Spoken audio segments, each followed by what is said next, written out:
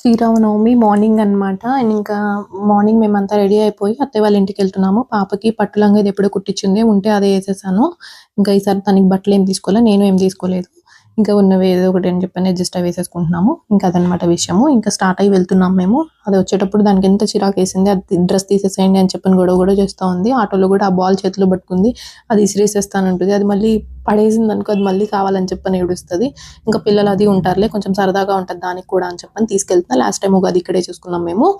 ఇంకా అది విషయం. నా క్యాస్ట్ ఫీలింగ్స్, వేరే రిలీజియన్ ఇట్లా అట్లా ఉండదండి. నాకు చిన్నప్పటి నుంచి మేము శ్రీరామనవమి చేసుకునే వాళ్ళము. అంటే ఇంట్లో చేసుకోం కానీ గుడికి అది పానకం అది ఇస్తారు కదా, ఫ్రెండ్స్తో పాటు అట్లా వెళ్ళేదాన్ని అనమాట. నాకు చిన్నప్పటి నుంచి ఈ ఫీలింగ్స్ అయితే అస్సలకి ఏం లేవు. అంటే అంటే వినే వాళ్ళకి ఎట్లా ఉంటుందంటే ఏదో జస్ట్ ఏదో వీడియో కోసం చెప్తున్నా అని చెప్పని మీరు అనుకోవచ్చు. అట్లా ఏం లేదు. నా చిన్నప్పుడు ఫ్రెండ్స్ కానీ మాకు తెలిసిన వాళ్ళకైతే మేమంటే ఏమిటో తెలుసు. ఇంకా అది విషయం. ఈ రోజు అయితే ఫెస్టివల్ ఇలా జరిగింది. ఇంకా వచ్చేటప్పుడు గుడికి వెళ్ళేసి వచ్చాము.